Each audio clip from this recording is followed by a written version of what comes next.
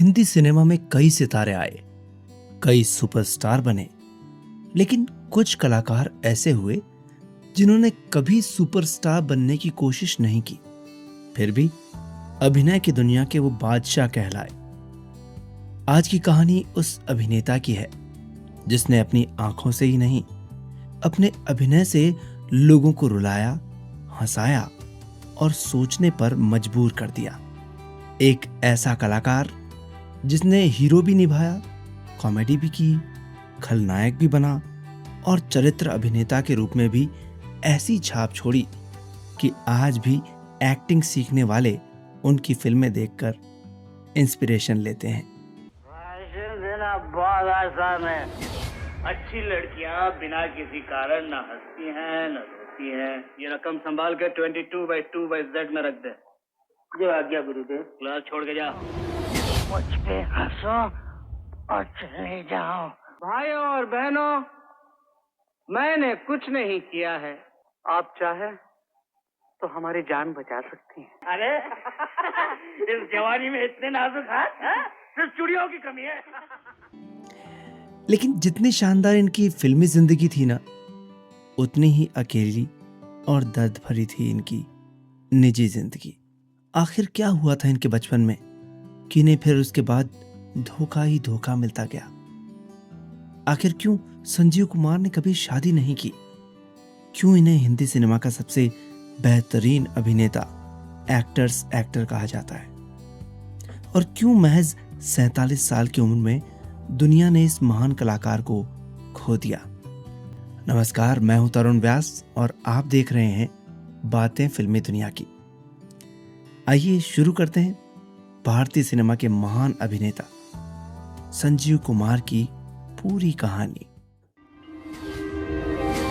एक ऐसा अभिनेता जिन्होंने छोटे से जीवन में किया बहुत बड़ा नाम। एक ऐसे कलाकार जिनकी जबरदस्त एक्टिंग ने किया हर चरित्र को साकार। प्यार में हुए नाकाम तो जिद ऐसी कि ताउम्र किया शादी से इनकार।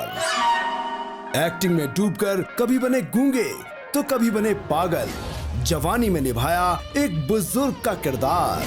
He is none other than Sholay के ठाकुर संजीव कुमार। हाँ, मैं कातिल हूँ, लेकिन जन्म से नहीं। गब्बर सिंह, ये हाथ नहीं, फांसी का फंदा है। आ गया, आधा बजे। आप तक पहुंचा रहे हैं संजीव कुमार साहब की बायोग्राफी। संजीव कुमार का जन्म हुआ था 9 जुलाई सन 1938 को। दोपहर के 2:30 बजे थे। जगह थी सांता क्रूज में मोजेश हॉस्पिटल। इनके पिताजी भगवान श्री कृष्ण के बड़े भक्त थे, इसीलिए श्री कृष्ण का नाम हरिहर इन्होंने इस बच्चे के लिए रख दिया। और हरिहर आगे चलकर संजीव कुमार बने और हरि भाई नाम से भी फेमस हुए। और माताजी की बात करें तो शांताबेन इनकी माँ का नाम था। लेकिन इनकी बायोग्राफी में इनके पिताजी की कहानी जानना बहुत जरूरी है। संजीव कुमार साहब के फादर यानी जेठालाल जी की 3 शादियां हुई थी। पहली शादी सन 1918 में हुई, जिनसे हुई उनका नाम था शांति। शांति और जेठालाल जी के 2 लड़कियां हुई, जसवंती और लक्ष्मी। लेकिन शांति ज्यादा दिनों तक जेठालाल का साथ नहीं निभा पाई, भगवान के घर चली गई। तब जेठालाल ने दूसरी शादी की सन 1923 में, और इस बार जिस लड़की से शादी हुई उसका नाम भी शांति रखा गया, क्योंकि पिछली पत्नी की याद थी। लेकिन ये शांति भगवती नाम की 10 महीने की बच्ची को छोड़कर भगवान के पास चली गई। यानी ये भी उनके जिंदगी में ज्यादा दिन तक नहीं रह पाई, लेकिन साथ छोड़ गई 10 महीने की बच्ची। अब जेठालाल जी बहुत परेशान रहने लगे, इसलिए उस बच्ची को उनके मामा के पास यानी उस लड़की के मामा के पास छोड़ा और बिजनेस में लग गए। अपने चचेरे भाई के साथ जरी का बहुत अच्छा बिजनेस किया उन्होंने, और धीरे धीरे बिजनेस इतना बढ़ा कि फिर सूरत से पहुंच गए बंबई के सांता क्रूज, और वहां बहुत बड़ी आलीशान बिल्डिंग खरीदी गई। अब बिजनेस भी अच्छा चल रहा था। तकरीबन 10 साल बीत गए थे। पिछली शादी को 1923 में जो हुई थी।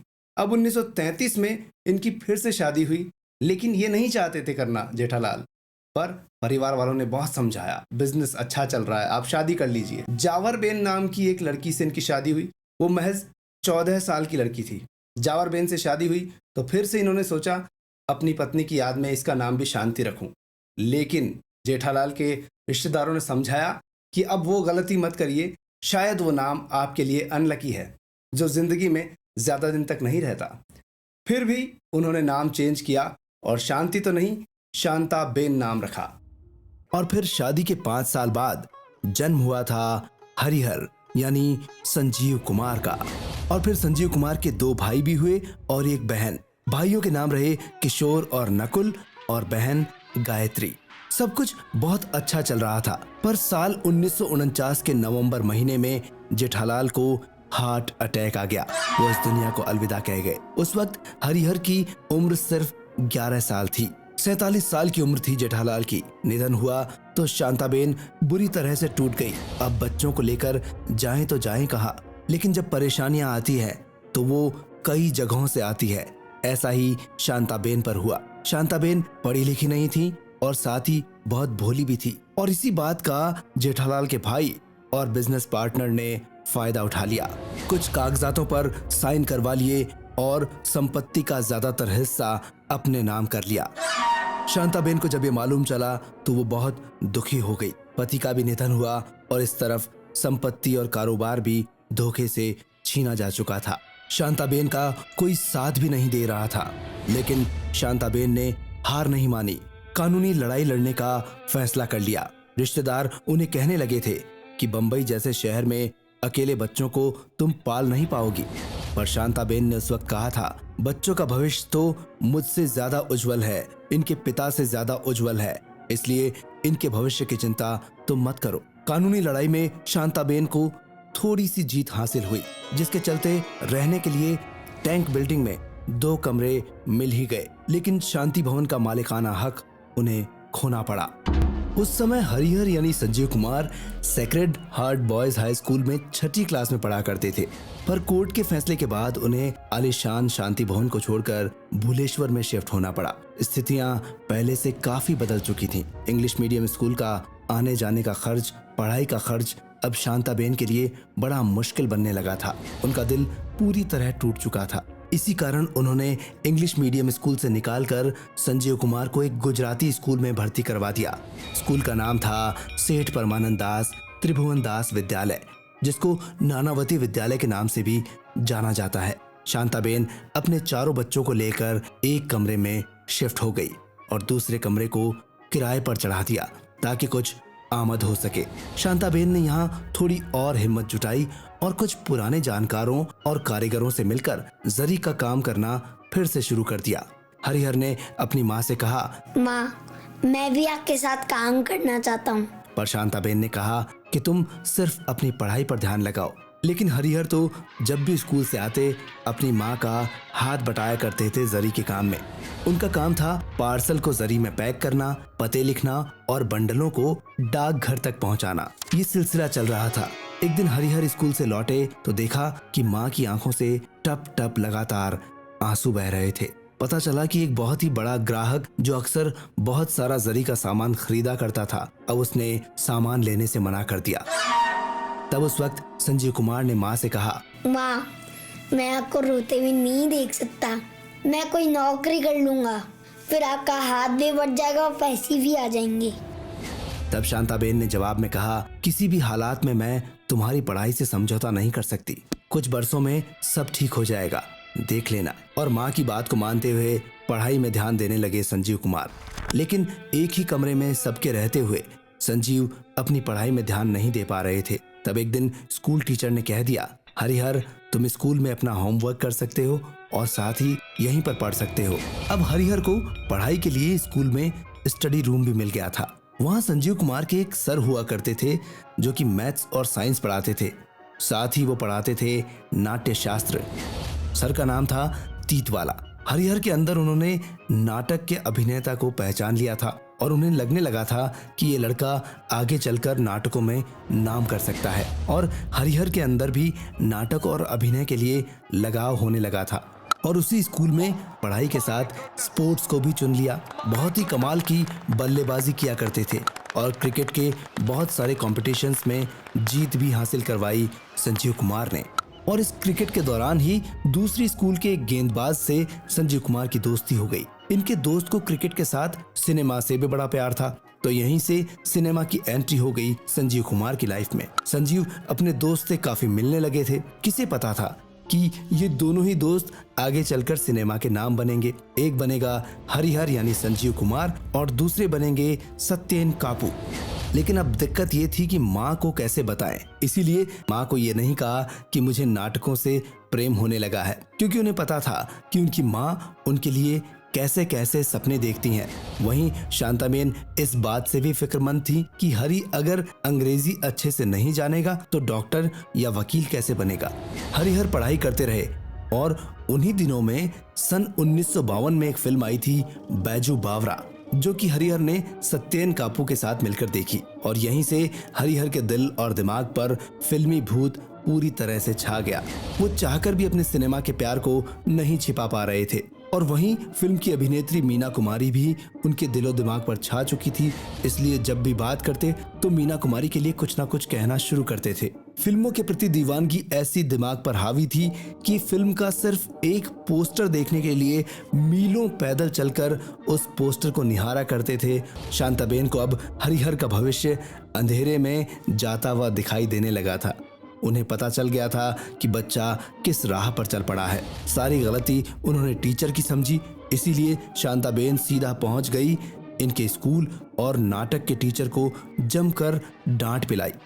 मैंने अपने बेटे को आपके स्कूल भेजा ताकि उसके भविष्य का सही निर्माण हो सके, पर आप उसे एक्टिंग की तरफ मोड़ रहे हैं। हरिहर पृथ्वीराज कपूर की संतान नहीं है, उन्हें एक्टिंग में मौका देगा कौन?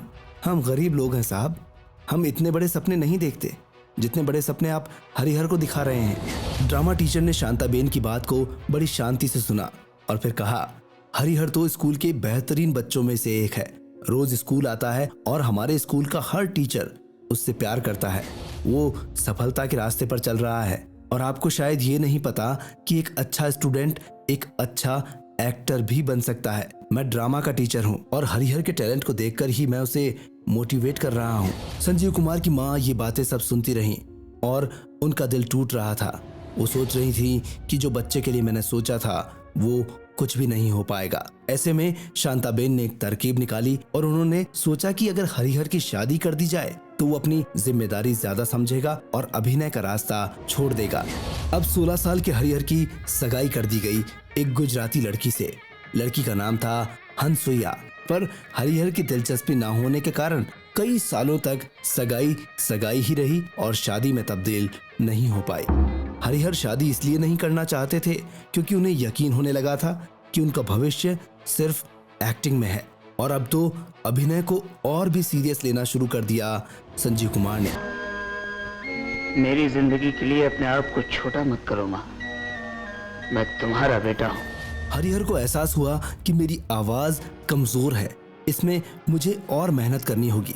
इसलिए हरिहर ने डायलॉग्स को पढ़ने के लिए एक लाइन को अलग अलग पिच पर और अलग अलग टोन के साथ बोल बोल कर पढ़ा और अपने टीचर CH इंतवाला की निगरानी में इन्होंने घंटों तक अपनी आवाज पर रिहर्सल किए, डायलॉग डिलीवरी को सुधारा और एक्टिंग का अभ्यास किया। लेकिन अब हरिहर को यह भी लगने लगा था कि अगर मुझे एक अच्छा एक्टर बनना है तो एक्टिंग स्कूल ज्वाइन करनी ही पड़ेगी। उस वक्त मशहूर निर्माता शशिधर मुखर्जी की एक एक्टिंग स्कूल हुआ करती थी, फिल्मालय। उसमें एडमिशन लेने की इच्छा से पहुंच गए संजीव कुमार, पर वहां जब फीस सुनी तो फीस की राशि सुनकर ही इनका मन निराश हो गया। उदास मन से घर पहुंचे संजीव कुमार और बिना खाना खाए ही सोने चल दिए। शांताबेन समझ गई कि मेरा बेटा परेशान है। तब हरिहर को प्यार से समझाकर शांताबेन ने उनकी परेशानी का हल अपने गहने बता दिया और उन्होंने कहा, अब तुम्हारे पिता के जाने के बाद ये गहने मेरे किसी काम के नहीं हैं। हरिहर को ये बिल्कुल भी अच्छा नहीं लग रहा था, लेकिन शांताबेन अपने बेटे की इच्छा पूरी करना चाहती थी। उन्होंने संजीव कुमार को मना लिया। और जो गहनों से रुपया मिला उससे दाखिला हुआ एक्टिंग स्कूल में। संजीव कुमार ने जब वहां पढ़ाई करना शुरू किया तो सभी को वहां एहसास हो गया कि संजीव कुमार एक अद्भुत छात्र हैं। वो कुछ ही मिनटों में किरदार को अंदर और बाहर दोनों तरफ फील कर लेते थे। और उस एक्टिंग क्लास में इनके साथी हुआ करते थे मैक मोहन। बाहर आए मोहब्बत के गुलिस्तान में और हम भटकते रह गए बयाबा में। वाह भाई वाह। ये झुकी झुकी झुकी निगाहें। एक दिन फिल्मालय में अभिनेता महेश देसाई आए और हरिहर को उन्होंने वहां एक्टिंग करते हुए देखा तो वो बड़े इम्प्रेस हो गए। शशधर मुखर्जी को भी ये महसूस हो गया था कि अब हरिहर बहुत परिपक्व हो चुके हैं और बड़े मंच पर इनके जाने का समय आ गया है। तब संजीव कुमार पहुंचे इप्टा और उनकी मुलाकात हुई ए.के. हंगल से। ए.के. हंगल काफी प्रभावित हुए इनकी बातों से, पर जब उन्होंने हरिहर को ध्यान से देखा तो उन्हें लगा कि ये सल भरा सफेद कुर्ता पजामा पहना हुआ ये लड़का जिसके पाँव में चप्पल है, ये अभिनेता तो कभी भी नहीं बन पाएगा। इसी बात को सोचते हुए ए.के. हंगल ने कहा कि हरिहर, जब भी तुम्हारे लायक मेरे पास कोई अच्छा रोल आएगा तो मैं तुम्हें जरूर बताऊंगा। और ऐसा कहकर इनसे किनारा कर लिया। पर संजीव कुमार को ऐसा कुछ महसूस नहीं हुआ। वो अक्सर ए.के. हंगल के पास जाते और अपनी पुरानी कही बात को याद दिलाते कि आपने कहा था कि तुम्हारे लिए कोई रोल आएगा तो जरूर बताऊंगा। उस वक्त ए.के. हंगल एक नाटक तैयार कर रहे थे जिसका नाम था डमरू। उसकी रिहर्सल चलती थी तो संजीव कुमार रोजाना वहां जाते और उस रिहर्सल को देखते, लोगों की परफॉर्मेंस देखते। तो वहां एक दिन डायरेक्टर आर.एम. सिंह आए तो उन्होंने देखा कि हरिहर एक कोने में बैठा है। तब उन्होंने हरिहर को कहा कि तुम मेरे एक नाटक में काम करो। नाटक का नाम था मजमा। ये एक शॉर्ट स्ट्रीट प्ले था, उसमें जादूगर की भूमिका थी। हरिहर ने तुरंत स्वीकार ली क्योंकि काम करने का बड़ा मन था। लेकिन 60 पेज के लंबे डायलॉग थे और 4 दिन में ही रिहर्सल करनी थी। संजीव कुमार ने ये चैलेंज लिया और वो नाटक कर दिया। दुनिया की बेशुमार जुबानें यकसा लफ्जों में इस जगह के खिलाफ गुस्से और नफरत का इजहार करती है। वो कहती है ये बुरी जगह है, यहाँ जुआ खेला जाता है। मैं उन मुंसिफों से दरियाफ्त करता हूँ कि अगर ये जगह जुआ खाना होने की वजह से सोसाइटी की मुजरिम करार दी जाती है तो तुम्हें तमाम जहान के खिलाफ फर्द जुर्म लगानी चाहिए। जब ए.के. हंगल ने ये मजबा नाटक देखा तो उन्हें बड़ा दुख हुआ और खुद रियलाइज करने लगे, पश्चाताप करने लगे कि मुझे हरिहर का ये टैलेंट क्यों नहीं दिखाई दिया, मैं क्यों उसके पहनावे पर ही अटक गया। डमरू की कास्ट तो लेकिन फाइनल हो चुकी थी, लेकिन ए.के. हंगल ने अब सोच लिया था कि इस लड़के को तो मैं अपने नाटक में जरूर लूंगा।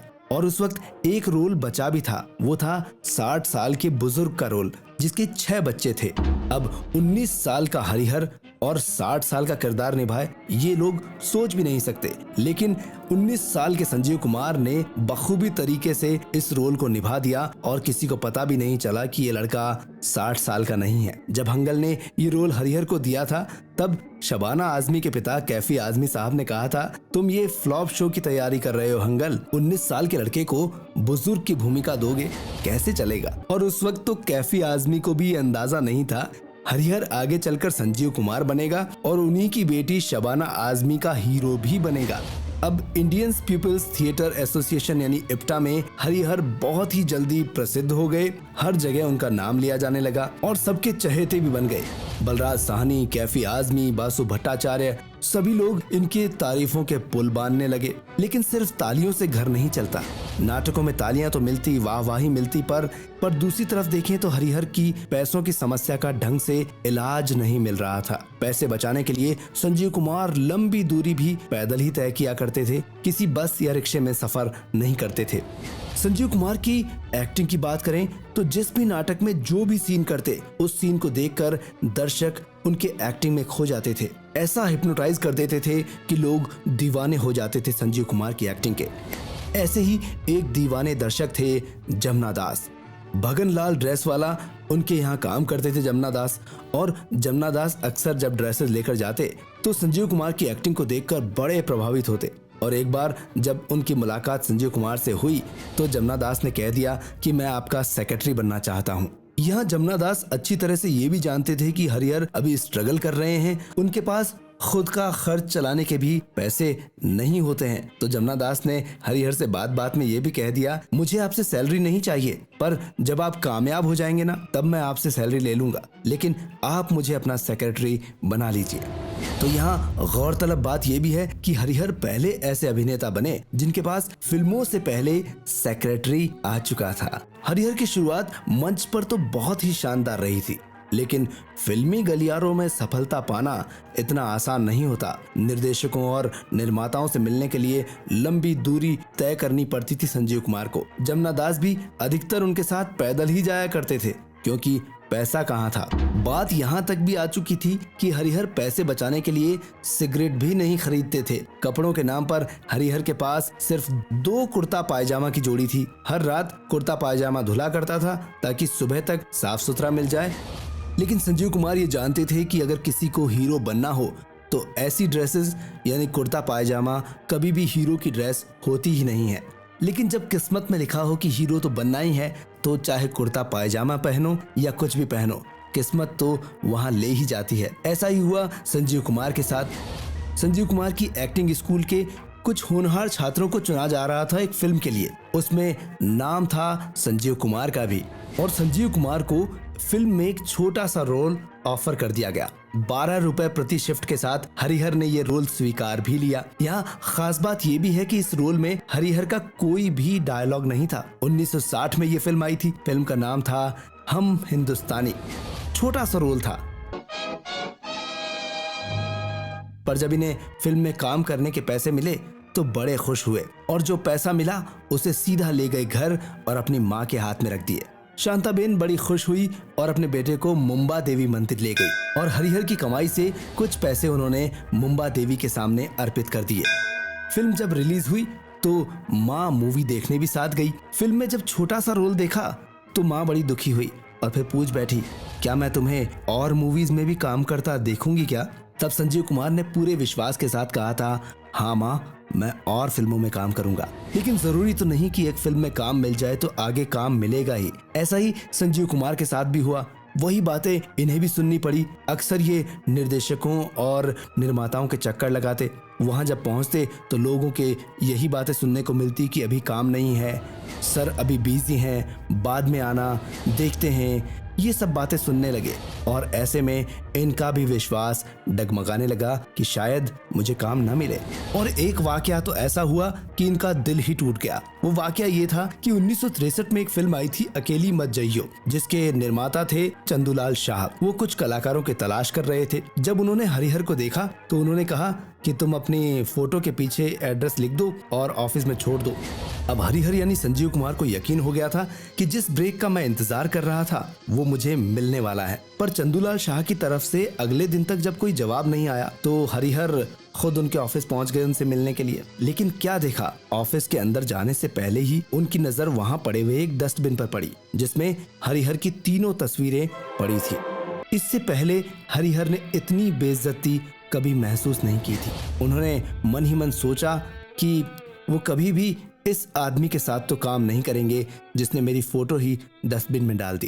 लेकिन चाहे कितनी ही मुश्किलें हों, मेहनत रंग जरूर लाती है। ताराचंद बड़जात्या की एक फिल्म आने वाली थी, आरती, जो कि 1962 में रिलीज हुई थी। उसके डायरेक्टर थे फणी मजूमदार, जिसमें मीना कुमारी और अशोक कुमार अहम भूमिका में थे। इन दोनों को साइन किया जा चुका था और एक मुख्य भूमिका बाकी थी, जिसमें हीरो कुर्ता पायजामा पहने हुए रहता है और एक गरीब और बेबस चरित्र था। फिल्म के डायरेक्टर फणी मजूमदार से जब हरिहर ने मुलाकात की थी तब उन्हें देखते ही डायरेक्टर को पसंद आ गया ये लुक, और उन्होंने कहा कि तुम स्क्रीन टेस्ट दो, क्योंकि मेरे फिल्म का एक्टर तुम्हारे जैसे ही कपड़े पहनता है और ऐसा ही है। हरिहर बहुत खुश हुए, और ये भी खुशी का कारण था कि मीना कुमारी उनकी पसंदीदा एक्टर है और उनके साथ काम करने का मौका भी मिल जाएगा। फणी मजूमदार संजीव कुमार को हीरो की नजर से देखने लगे थे, पर ताराचंद बड़जात्या ने किसी भी नए लड़के को फिल्म में लेने से इनकार कर दिया और उनकी जगह फिल्म में ले लिया गया प्रदीप कुमार को। जब संजीव कुमार को ये बात पता चली तो उनका दिल फिर से टूट गया और अपने सपने मिट्टी के ढर्रे की तरह बहते हुए से लगने लगे। और सबसे ज्यादा अजीब तो ये था कि उनको फिल्म में काम ना देने की वजह भी बड़ी अजीब सी बताई गई। कहा गया कि हरिहर तुम्हारे दांतों की हालत खराब है, इसलिए हम तुम्हें फिल्म में नहीं ले सकते। अब हरिहर का आत्मविश्वास ये बातें सुनकर पूरी तरह से टूट चुका था। ये सारा कसूर मेरा है। मेरा क्या, गरीबी का। उस दिन बिना खाना खाए ही कंबल में मुंह छिपाकर सो गए। माँ ने देखा तो समझ गई और कह दिया, हरिहर हालातों का सामना करना सीखो, मुंह छिपाकर कंबल में लेटने से क्या होगा। और इसी के साथ कुछ ही दिनों में सरस्वती चंद्र नाम की फिल्म हरिहर की लाइफ में आ गई। गोविंद सरिया ने कहा कि मुझे पूरा विश्वास है कि तुम इस फिल्म में हीरो बनने वाले हो और ये फिल्म सिर्फ तुम्हारे लिए ही है। पर बदकिस्मती ऐसी थी कि सरस्वती चंद्र को बनाने में बहुत देर लग गई। माली हालत भी खराब थी, ठीक कुछ भी नहीं चल रहा था। इसीलिए फिर बी ग्रेड की फिल्मों को साइन करना शुरू किया संजीव कुमार ने।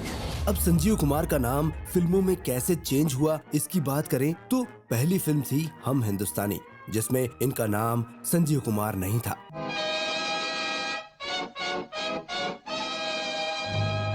उस वक्त दोस्तों ने कहना शुरू किया था, यार तुम्हें नाम बदल लेना चाहिए। तब हरी ने सोचा, मेरी माँ का नाम जब शांताबेन है तो क्यों ना एस नाम से ही अपना नाम रखूं। और इसीलिए फिर इन्होंने अपना नाम रख लिया संजय कुमार। 1964 में रिलीज हुई फिल्म आओ प्यार करें में सिल्वर स्क्रीन पर नाम लिखा आया संजय कुमार। लेकिन उन्हीं दिनों संजय नाम से एक और एक्टर मशहूर हुए, वो थे संजय खान, जिनकी 1964 में आई फिल्म दोस्ती बड़ी हिट साबित हुई थी। अब ऐसे में संजय खान के होते हुए संजय कुमार हरी को अच्छा नहीं लग रहा था, इसलिए फिर सोच समझकर हरी भाई जरीवाला ने अपना स्क्रीन नाम रख दिया संजीव कुमार। 1965 में रिलीज हुई फिल्म निशान, जिसमें संजीव कुमार के नाम से बतौर हीरो नजर आए हरी भाई जरीवाला। कौन हो तुम? जी बस यूं ही मुसाफिर हैं। क्या आप देवपुर की जागीर पिताजी को लौटा देंगे? क्या क्या हमने लौटा दी तुम्हें? इसी बीच कई बी ग्रेड वाली स्टंट फिल्में भी इनके नाम पर थीं, जिनमें 1966 में पति पत्नी, स्मगलर, अली बाबा 40 चोर, वहीं 1967 और 68 में गुनहगार, नौनिहाल, अनोखी रात, ऐसी कई फिल्मों में संजीव कुमार नजर आए। पर ये फिल्में चली नहीं। पर संजीव कुमार अपने अभिनय के दम पर सबके दिलों पर छाप छोड़ते चले गए और एक के बाद एक फिल्मों में नजर आते चले गए। एक दिन संजीव कुमार को पता चला कि बी.आर. चोपड़ा 2 फिल्में बना रहे हैं। तब संजीव कुमार ने अपनी बी ग्रेड की छवि को मिटाने के लिए हड़बड़ी में अपनी पसंदीदा ड्रेस, कुर्ता पायजामा और चप्पल पहना और चल पड़े। लेकिन यश चोपड़ा और बी.आर. चोपड़ा ने जब इन्हें देखा तो अपनी फिल्म में लेने से मना कर दिया। बाद में ये भूमिकाएं फिरोज खान को मिली थी। अब संजीव कुमार अपने इस स्ट्रगल वाली लाइफ से बहुत तंग आ गए थे। वो सोचते थे कि यहाँ पर किसी टैलेंटेड एक्टर की जरूरत है ही नहीं, यहाँ तो किसी जानकार को भी काम दिया जाता है। ये सब सोचकर वो सोचने लगे थे कि मैं अब साबुन का कारोबार करूंगा और यहाँ से चला जाऊंगा। उदास होने की वजह भी साफ साफ थी कि सरस्वती चंद्र और आरती जैसी फिल्में इन्हें मिलकर भी नहीं मिली थी। इसी कारण अपने घर बार को चलाने के लिए बी ग्रेड की फिल्में साइन करनी पड़ी थी संजीव कुमार को। सरस्वती चंद्र की बात करें तो इसकी शूटिंग भी शुरू हो गई थी और संजीव कुमार को जब पता चला कि मुझे फिल्म से निकाल दिया गया है, तब इन्होंने जाकर पूछा गोविंद सरिया से कि मुझे फिल्म से क्यों निकाला गया। तब उन्होंने कहा कि हमारी फिल्म में बी ग्रेड फिल्में करने वाला स्टंट हीरो नहीं चाहिए। अब संजीव कुमार को और धक्का लग चुका था कि मैं कितना बदकिस्मत हूँ, लेकिन किस्मत जरूर दरवाजा खटखटाती है, इंतजार करना होता है। सन 1968 में संजीव कुमार के जीवन में आया बदलाव। निर्माता एच.एस. रवेल एक ऐसे अभिनेता की तलाश कर रहे थे जो कि ट्रेजेडी किंग दिलीप कुमार के आगे अपनी पकड़ बना सके। जाने माने एक्टर्स ने दिलीप कुमार के सामने वो रोल करने के लिए मना कर दिया। जब संजीव कुमार को पता चला तो इन्होंने सोचा ये रोल मैं करना चाहूंगा। एच.एस. रवेल से मिलने की बड़ी इच्छा हुई, लेकिन पिछले कड़वे अनुभव उनको झकझोर रहे थे। इसलिए जमुना दास को इन्होंने कहा कि तुम जाकर मिलो और पूछो क्या संजीव कुमार को आप इस फिल्म में लेना चाहेंगे। वहाँ तो बहुत लोग होंगे, हमें तो कोई जाने भी नहीं देगा। जमुना दास संजीव कुमार की फोटो लेकर एच.एस. रवेल के ऑफिस पहुंच गए और उनकी प्रतिभा का खूब बखान करने लगे। लेकिन डायरेक्टर ने कह दिया कि इनके लायक कोई रोल आएगा तो जरूर बताएंगे। लेकिन जमुना दास तो अब रोजाना एच.एस. रवेल के ऑफिस जाने लगे। एच.एस. रवेल ने एक दिन तंग आकर अपने सिक्योरिटी गार्ड से कह दिया, जमुना दास को ऑफिस में मत आने दिया करो। जमुना दास इस बात से बहुत परेशान हो गए। 2 दिन बाद जब जमुना दास से संजीव कुमार ने पूछा कि क्या हुआ, तब जमुना दास ने कहा अभी डायरेक्टर बिजी है, अगले हफ्ते बुलाया है। जमुना दास सच बोलकर संजीव कुमार का दिल नहीं दुखाना चाहते थे। इसी उधेड़-बुन में जमुना दास को याद आया कि रमेश सहगल उनके खास दोस्त हैं और रमेश सहगल HS रवेल को भी जानते हैं। रमेश सहगल जाने माने निर्देशक रहे हैं। अगली सुबह जमुना दास पहुँच गए रमेश सहगल के ऑफिस और संजीव कुमार की फोटो का लिफाफा पकड़ा दिया और रमेश सहगल ने भी यकीन दिलाया कि मैं जरूर कोशिश करूंगा और HS रवेल से बात करूंगा। जब सहगल और HS रवेल मिले तब लिफाफा खोला और फोटो देखकर दोनों ही हैरान हो गए, क्योंकि जिसकी ये फोटो थी इन्हें ये दोनों ही ढूंढ रहे थे। बात उस वक्त की है जब इप्टा में नवरात्रि फेस्टिवल हुआ करता था और नाटकों में अभिनय करते थे संजीव कुमार। बादशाह ताकत से खेलता है, मुदब्बिर कलम से खेलता है, फिलोसफर दिमाग से खेलता है और सिपाही तलवार से खेलता है। दर्शकों में एक दिन रमेश सहगल और HS रवेल भी बैठे थे। उन्होंने इनकी एक्टिंग देखकर सोचा था कि एक दिन ये लड़का महान अभिनेता बनेगा, लेकिन समय के साथ ये दोनों ही भूल चुके थे और उन्हें नाम भी याद था तो सिर्फ हरिहर जरीवाला। संजीव कुमार का नाम तो कहीं दूर दूर तक दोनों ने नहीं सुना था। संजीव कुमार ने कभी नहीं सोचा था कि जमुना दास जिस काम के लिए गए हैं उसमें सफल होकर ही लौटेंगे। संघर्ष फिल्म संजीव कुमार की लाइफ में आई और फिल्मों का स्ट्रगल यहीं खत्म हो गया और संघर्ष फिल्म में दमदार अभिनय के साथ नजर आए संजीव कुमार। इस फिल्म के डायलॉग लिखे थे गुलजार ने। संजीव कुमार ने इस फिल्म में एक छोटी सी भूमिका निभाई थी, लेकिन बहुत चुनौतीपूर्ण भूमिका थी। कुंदन, दुश्मनी में सब कुछ जायज है, बाप दादाओं के खून का बदला लेना संतान का फर्ज है। एक दिन संघर्ष फिल्म के सेट पर संजीव कुमार से जमुना दास के बारे में पूछ लिया HS रवेल ने। उन्होंने पूछा, ये जमुना दास कौन है, क्या ये आपके रिश्तेदार हैं? जब ये फिल्म के लिए मेरे पास आए थे तब मैंने इनसे अच्छा व्यवहार नहीं किया था, मैंने तुम्हारी तस्वीरें तक फेंक दी थी और तो और गार्ड से मैंने धक्के भी दिलवाए थे, लेकिन ये आदमी तुम्हारे लिए बड़ी मिन्नतें करता रहा। ऐसा काम तो कोई अपने बेटे के लिए ही कर सकता है। जब संजीव कुमार को ये पता चला कि सेक्रेटरी बनकर जमुना दास इतनी परेशानियां झेल चुके हैं, बहुत कुछ सहन कर चुके हैं, तब संजीव कुमार ने भावुक होकर HS रवेल को कह दिया, जी हाँ, वो मेरे पिता समान ही हैं। और इस घटना के बाद संजीव कुमार ने जमुना दास को हमेशा जमुना दास जी के नाम से पुकारना शुरू कर दिया। संजीव कुमार के अभिनय ने सबको अपना दीवाना बना दिया। उस वक्त जिन्होंने संजीव कुमार को मना किया था कि तुम हीरो लायक नहीं हो, वो निर्माता निर्देशक भी अब संजीव कुमार के घर के चक्कर लगाने लगे थे। ये था अभिनय का जादू संजीव कुमार का। संघर्ष फिल्म संजीव कुमार को पहचान दिलाने वाली फिल्म बनी। इसके बाद 1968 में शिकार फिल्म में इन्होंने पुलिस ऑफिसर की भूमिका निभाई, जिसके लिए इन्हें सहायक अभिनेता का फिल्म फेयर अवार्ड भी मिला। संजीव कुमार कामयाबी की सीढ़ियां चढ़ चुके थे। उसके बाद आशीर्वाद, राजा और रंक और अनोखी रात, ये तीनों फिल्में 1968 में आई और सत्यकाम फिल्म आई 1969 में, जिसको देखकर लोग दंग रह गए। उन्हीं दिनों गुलशन नंदा के उपन्यास पत्थर के होंठ, इस पर एक फिल्म बन रही थी। LV प्रसाद उसमें गुरुदत्त को लेना चाहते थे और फिल्म का नाम था खिलौना, पर गुरुदत्त अचानक इस दुनिया को छोड़कर चले गए। LV प्रसाद गुरुदत्त के बिना ये फिल्म बनाना ही नहीं चाहते थे, लेकिन काफी सोच विचार हुआ। उसके बाद संजीव कुमार का नाम फाइनल किया गया, क्योंकि उसी समय गुजराती फिल्म मारे जाऊं पहले पार में संजीव कुमार ने एक ऐसी ही भूमिका निभाई थी जैसा LV प्रसाद चाहते थे। આંખમાં ઓલી શું જોવાનું હા આંખ જેવી આંખ છે ને પાંચ જેવી પાંચ છે આંખમાં ઓકળાટ છે ને પાંચમાં ફફડાટ છે અરે આઈ ડોન્ટ કેર। और उसी भूमिका के लिए गुजरात राज्य ने अपनी तरफ से सर्वश्रेष्ठ अभिनेता का पुरस्कार भी दिया था संजीव कुमार को। और इस तरह खिलौना फिल्म में संजीव कुमार की एंट्री हुई। पतासानी पोळमा 15 पगथिया चढ़वा उतरवा मही महादेवना दर्शन करवा घर पछवाड़े ओटलो ने सीताजी नो वाड़ो चोटलो। खिलौना वो फिल्म थी जिसे बहुत सावधानी से बनाया गया। मानसिक बीमारी वाले लोगों पर काफी शोध किया गया और 17 महीनों में स्क्रिप्ट लिखी गई थी खिलौना फिल्म की। इस फिल्म में जितेंद्र और शत्रुघ्न सिन्हा भी सपोर्टिंग रोल में साथ में थे। अबे बिहारी, अच्छा तो तुम हो। फिल्म की शूटिंग में बाहर के लोगों के आने जाने पर पाबंदी थी। एक दिन फिल्म के निर्देशक को लगा कि शत्रुघ्न सिन्हा को लेकर हमने बड़ी भूल कर दी है, क्योंकि बिहारी का रोल शत्रु अच्छे से नहीं कर पा रहे हैं। वो सोचने लगे कि किसी और को लिया जाए, लेकिन जब ये बात संजीव कुमार और मुमताज को पता चली तो उन्होंने शत्रुघ्न सिन्हा का पक्ष रखा और बीच बचाव करने पहुंच गए। निर्देशक को मानना पड़ा और यहीं से मुमताज, शत्रुघ्न सिन्हा और संजीव कुमार की दोस्ती हुई, जो ताउम्र चली। बदमाश, गुंडा, तू खूनी है, खूनी। हाँ। संजीव कुमार की आदत थी कि वो अक्सर फिल्म की शूटिंग पर लेट पहुंचते थे। एक दिन डायरेक्टर ने उनसे कह दिया, संजीव साहब, आप जैसे लेट आते हैं वैसे आगे मत आइएगा। और उसी के बाद सीन शूट होना शुरू हुआ।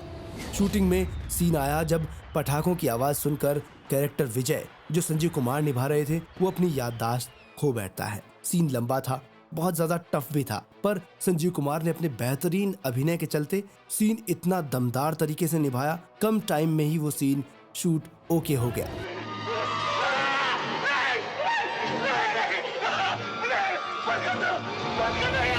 उस एक्ट का असर डायरेक्टर पर ऐसा पड़ा कि उन्होंने संजीव कुमार से कह दिया, आप देर से आओ तो मुझे कोई फर्क नहीं पड़ेगा, बस पहले बता दिया करो कि आप देर से आने वाले हो। इस तरह से संजीव कुमार ने अपने अभिनय से ही जवाब दे दिया डायरेक्टर को कि मैं अपने मन का मालिक हूँ। फिल्म के कैमरामैन द्वारका दिवेचा थे। संजीव कुमार की फिर इनसे भी अच्छी दोस्ती हो गई और द्वारका दिवेचा ने ही संजीव कुमार को प्यार से गुजरात नो गंडो कहना शुरू किया और यही द्वारका दिवेचा आगे चलकर शोले फिल्म के कैमरामैन बने थे। 17 महीनों में लिखी गई फिल्म खिलौना की शूटिंग 7 महीने में पूरी हो गई और फिल्म के रिलीज होते ही संजीव कुमार बन गए एक सुपरस्टार। हर फिल्म मैगजीन में संजीव कुमार का ही नाम था। फिल्म को ऐसी जबरदस्त कामयाबी मिली कि 1971 में फिल्म फेयर अवार्ड में 6 जगह नॉमिनेट हुई ये फिल्म और इसी फिल्म में बेस्ट एक्टर का अवार्ड मिला संजीव कुमार को और बेस्ट एक्ट्रेस का अवार्ड मुमताज को दिया गया। और खिलौना फिल्म के बाद ऐसे ही कैरेक्टर वाली फिल्मों की लाइन लग गई संजीव कुमार के सामने। मेरी सपना चल। लेकिन संजीव कुमार ने सिर्फ अनहोनी फिल्म को ही साइन किया। ये फिल्म 1973 में रिलीज हुई थी। इस फिल्म में संजीव कुमार एक पुलिस इंस्पेक्टर होते हैं जो कि अपराधी को पकड़ने के लिए पागल का नाटक करते हैं। अब दस्तक फिल्म की बात करें तो 1970 की ये फिल्म थी जिसकी कास्ट फाइनल हो चुकी थी, लेकिन डायरेक्टर बेदी के बेटे ने संजीव कुमार को लेने की बात कही। A.K. हंगल ने भी सिफारिश की और इस तरह से दस्तक फिल्म संजीव कुमार की झोली में आई। लेकिन उस वक्त तक खिलौना फिल्म रिलीज नहीं हुई थी। दस्तक सुपरहिट फिल्म बनी और संजीव कुमार को इसी फिल्म के लिए सबसे पहला बेस्ट एक्टर नेशनल अवार्ड दिया गया, जिसे उस वक्त भारत के राष्ट्रपति वीवी गिरी के हाथों से संजीव कुमार को दिया गया। पुरस्कार लेने के लिए संजीव कुमार के साथ इनकी मां और भाई भी गए थे। इतने बड़े पुरस्कार ने कई ऐसे लोगों की आंखें खोल दी जिन्होंने उस वक्त शांताबेन को जरी का काम करने के लिए कड़ी आपत्ति जताई थी और कहा था कि शांताबेन अपने समाज के नियमों का उल्लंघन कर रही है। लेकिन इतने बड़े सम्मान के आगे ये बातें अब छोटी नजर आ रही थी। अगले ही साल फिर 4 अप्रैल सन 1971 को सूरत जिला की तरफ से भी पाटीदार अवार्ड दिया गया संजीव कुमार को और संजीव कुमार ने उस वक्त कहा था, ये अवार्ड मेरे लिए बड़ा मायने रखता है क्योंकि मेरे राज्य का अवार्ड है और ये मेरा नहीं, ये मेरी माँ शांताबेन का अवार्ड है क्योंकि आज जो भी मैं हूँ अपनी माँ की वजह से हूँ। मेरे पिता के देहांत के बाद सिर्फ मेरी माँ ने गुजराती समुदाय की इच्छाओं के खिलाफ जाकर पिता का बिजनेस संभाला, हमारी परवरिश की। मेरी माँ हमेशा से मेरे लिए प्रेरणा है। और अब बात करते हैं संजीव कुमार के पहले प्यार की और वो थी अभिनेत्री नूतन। नूतन बहुत ही खूबसूरत और बेहतरीन अदाकारा हुआ करती थी। 1950 में हमारी बेटी फिल्म से नूतन ने शुरुआत की थी और 1959 में अपने करियर को पीक पॉइंट पर ले जाकर उन्होंने आर्मी ऑफिसर कमांडर रजनीश बहल से शादी कर ली थी। जल्द ही उनके बेटा भी हो गया था जिसका नाम मोहनीश बहल है, जिन्हें हमने कई फिल्मों में देखा है। लेकिन कुछ सालों बाद ही परिस्थितियां बदलने लगी थी और अदालती लड़ाई के चक्कर में नूतन अपनी माँ और बहन से अलग हो गई थी और कमांडर पति के सख्त कानूनों से वो अपने आप को जकड़ा हुआ महसूस करने लगी थी। नूतन अपने आप को अकेला और कमजोर महसूस करती थी। जिंदगी की इसी उथल पुथल में नूतन की मुलाकात हो गई संजीव कुमार से। नूतन और संजीव कुमार फिल्म गौरी में नजर आए थे। साल था 1968। उसके बाद 1970 में देवी फिल्म में इन्होंने साथ काम किया था। हमारे यहाँ पहले मुंह मीठा करते हैं। अच्छा, हमारे यहाँ मुंह मीठा करने का दूसरा ही मतलब। नूतन जब भी संजीव कुमार से मिलती थी तो सोचती थी ये कितने सम्मान से मिलते हैं, सबसे कितना मीठा बोलते हैं, और संजीव कुमार का ये शांत स्वभाव मेरे मन की अशांति में कितना ठंडक पहुंचाता है। नूतन मन ही मन संजीव कुमार को चाहने लगी थी, लेकिन धीरे धीरे प्यार भरी बातों का सिलसिला प्यार में तब्दील होने लगा। मैंने एक लड़की पसंद कर ली। पर शादीशुदा नूतन से प्यार की डगर संजीव कुमार के लिए आसान नहीं थी। दोनों के रिश्तों की खबर आग की तरह फैलने भी लगी थी। एक शादीशुदा लड़की से संजीव कुमार का प्यार करना उनकी मां को रास नहीं आ रहा था। संजीव कुमार से उन्होंने साफ साफ कह दिया, नूतन को भूलकर कोई और लड़की से शादी कर लो, लेकिन नूतन का नाम भी मत लेना। धीरे धीरे खबरें नूतन के पति तक भी पहुंच गई। रजनीश तक ये बात पहुंची तो उन्होंने नूतन पर और सख्ती करना शुरू कर दिया। नूतन अपने बेटे मोहनीश को लेकर बहुत भावुक थी। वो समझ चुकी थी कि संजीव कुमार से मेरा ये रिश्ता हमारी शादी को बर्बाद कर देगा और मेरे बेटे से भी मुझे दूर कर देगा। नूतन को परेशान देखकर संजीव कुमार ने उनका दुख हल्का करने के लिए एक गलती कर दी कि उन्होंने रजनीश को फोन लगा दिया। कह दिया कि ये सब बातें अफवाह हैं, इनमें कोई सच्चाई नहीं है। पर ये नॉर्मल सा कॉल नूतन के जीवन में एक सुसाइड कॉल बनकर आ गया। नूतन के पति रजनीश ने नूतन से बहुत झगड़ा किया और झगड़ा इतना बढ़ गया कि नूतन बहुत परेशान हो गई। तब नूतन ने अपने बेटे की खातिर संजीव कुमार से रिश्ता खत्म करने का फैसला ले लिया। नूतन को संजीव कुमार का फोन करना इतना गुस्सा दिला चुका था कि वो अपने आप पर काबू नहीं पा रही थी और एक दिन फिल्मस्तान स्टूडियो में जाकर बिना सोचे समझे संजीव कुमार को सभी के सामने जोरदार थप्पड़ मार दिया नूतन ने। उससे हुई जो मैंने तुमसे प्यार किया, उस भूल को मिटाने का एक ही तरीका है। और वहीं कांच की चूड़ियां उनके दिल की तरह बिखर गई। संजीव कुमार के चेहरे पर नूतन की चूड़ियों के निशान दिल में दर्द बनकर उतर गए थे। ये पल इन दोनों के रिश्ते का अंत साबित हुआ। मुझे अफसोस है, मैंने खामखा आपका दिल दुखाया। संजीव कुमार ने कभी भी इस किस्से का जिक्र नहीं किया और ना ही नूतन को कुछ कहा। इन दोनों के रिश्ते के साथ ही इनकी फिल्मी जोड़ी के रिश्ते भी टूट गए और आगे इनकी कोई भी फिल्म नहीं आई। लेकिन जीवन किसी के लिए भी कभी रुकता नहीं है। इस वाकये के बाद संजीव कुमार अपने दिल का दर्द भुलाकर अपने कामों में वापस जुट गए। अब बात करें गुलजार साहब की, तो संजीव कुमार की अभिनय की प्रतिभा से गुलजार कैसे अछूते रह सकते थे। संजीव कुमार को उन्होंने 1972 में आई फिल्म परिचय और कोशिश में साइन किया। हमेशा की तरह संजीव कुमार ने इन दोनों फिल्मों में दमदार अभिनय से 4 चांद लगा दिए। संजीव कुमार के साथ हमेशा से खास बात रही थी कि उन्होंने कभी भी किसी भी चरित्र के लिए मना नहीं किया, कभी भी एक जैसी छवि नहीं बनाई। जवानी में चाहे बुजुर्ग का रोल निभाना हो या नायक का रोल हो या फिर खलनायक या फिर चाहे चरित्र अभिनेता की ही बात क्यों ना हो, हर रोल दमदार और सशक्त तरीके से निभाया संजीव कुमार ने। फिल्म कोशिश की बात करें तो संजीव कुमार ने एक गूंगे की भूमिका निभाई थी। बिना डायलॉग, सिर्फ चेहरे और आंखों से दर्शकों को अपनी सारी फीलिंग समझा देना, ये सब संजीव कुमार जैसी प्रतिभा वाला एक्टर ही कर सकता है। संजीव कुमार को इस बेमिसाल एक्टिंग के लिए best actor national film award से नवाजा गया था।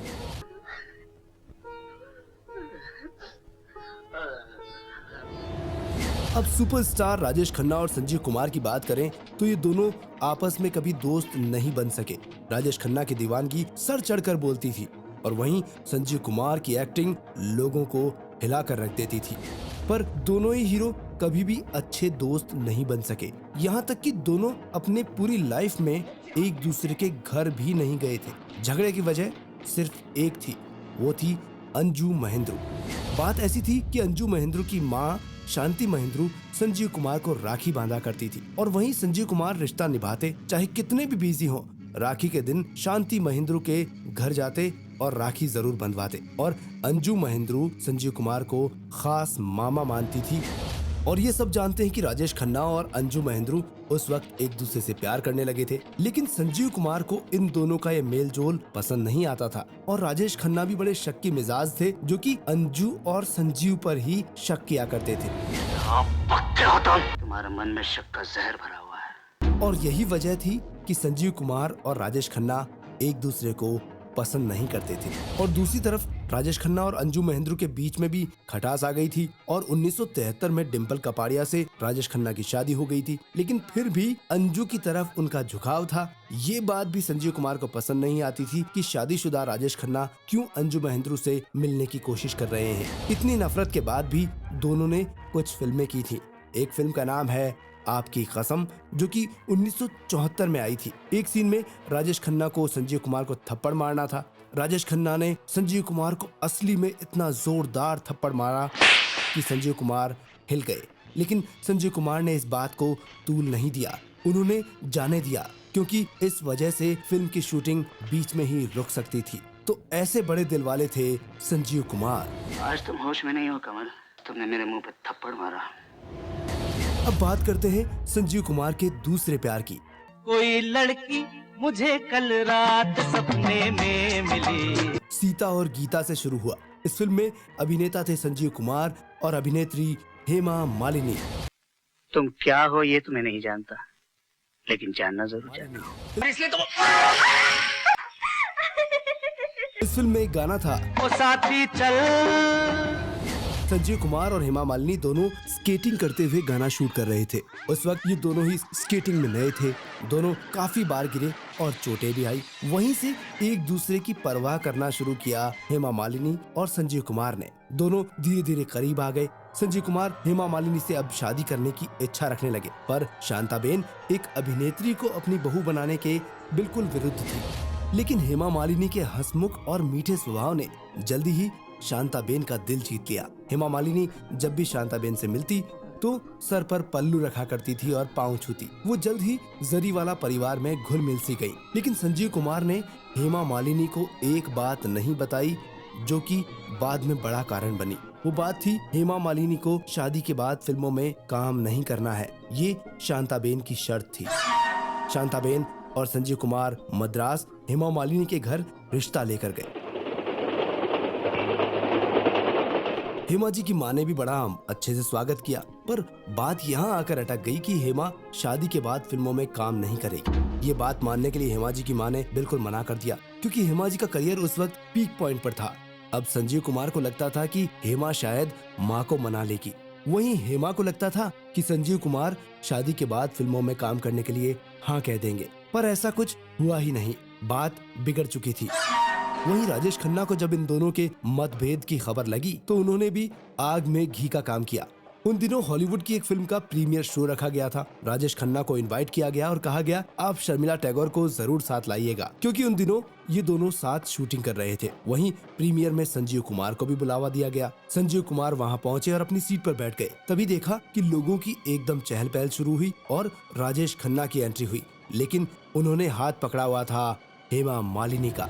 संजीव कुमार ये देखकर शॉक्ड रह गए। हेमा मालिनी को कुछ समझ नहीं आ रहा था, क्योंकि राजेश खन्ना ने हेमा जी को चलने के लिए कहा था तो सिर्फ वो आ गई, पर उन्हें ये नहीं पता था कि संजीव कुमार यहाँ आए हुए हैं, और ना ही उन्हें ये पता था कि राजेश खन्ना और संजीव कुमार के बीच आपसी रंजिश है। हेमा मालिनी और संजीव का रिश्ता तो देखिए वैसे ही अंतिम छोर पर बंधा हुआ था, लेकिन इस वाकये के बाद अंतिम छोर भी टूट गया।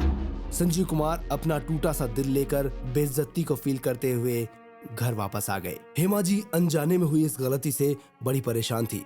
उन्होंने संजीव कुमार से फोन पर बात करने की कोशिश की, पर कामयाबी नहीं मिली। इसके बाद वो सीधा संजीव कुमार के घर गईं। बातें संजीव कुमार को समझाने की कोशिश की, लेकिन संजीव कुमार ने एक ही बात की कि हम दोनों शादी कर लेते हैं, पर क्या तुम शादी के बाद फिल्मों में काम करना बंद नहीं करोगी? इस पर हेमा जी ने कहा वो ऐसा फैसला लेने को तैयार नहीं है। तब संजीव कुमार ने दिल तोड़ने वाला बयान दे दिया। उन्होंने कहा हेमा, आज से हम दोनों का रिश्ता हमेशा के लिए खत्म हो चुका है। मगर तुमने मुझे धोखा दिया। तेरी मेरी बात। हेमा जी को विश्वास नहीं हो रहा था कि एक ही पल में उन दोनों के रिश्ते का अंत हो गया। अगले ही दिन फिर शूटिंग पर चले गए।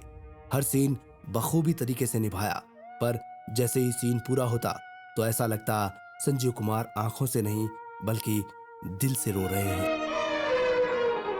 अनामिका फिल्म में जया भादुड़ी उनके साथ शूटिंग कर रही थी। जया ने लंच के दौरान जब संजीव से पूछा तो उन्होंने अपना दर्द बयान कर दिया। तब जया ने पूछ लिया, संजीव तुम इतना परेशान होकर भी शूटिंग कैसे कर सकते हो? तब संजीव कुमार ने कहा, मैं एक अभिनेता हूँ और मेरा पहला फर्ज है कि मैं अपनी पर्सनल प्रॉब्लम को भूलकर अपने काम के साथ न्याय करूँ।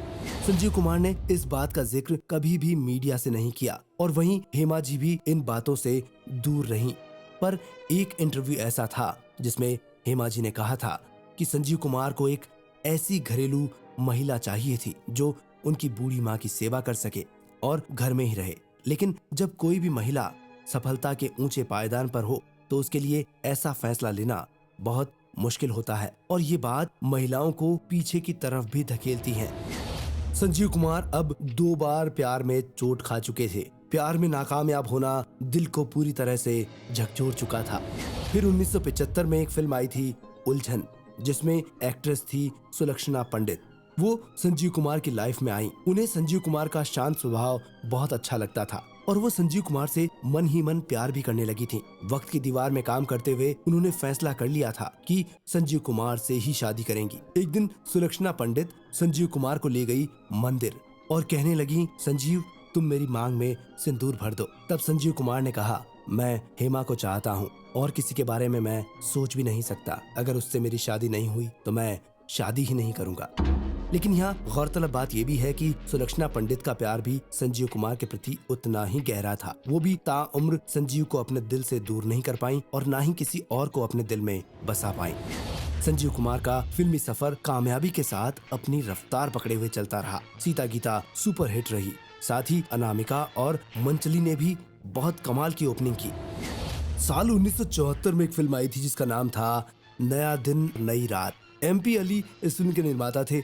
उनकी पहली पसंद थी दिलीप कुमार और इस फिल्म में एक ही एक्टर को 9 भूमिकाएं निभानी थी, पर दिलीप कुमार पहले ही फिल्मों में डबल रोल ट्रिपल रोल निभा चुके थे। इसीलिए उन्होंने फिल्म में काम करने से मना कर दिया और नाम सुझा दिया संजीव कुमार का।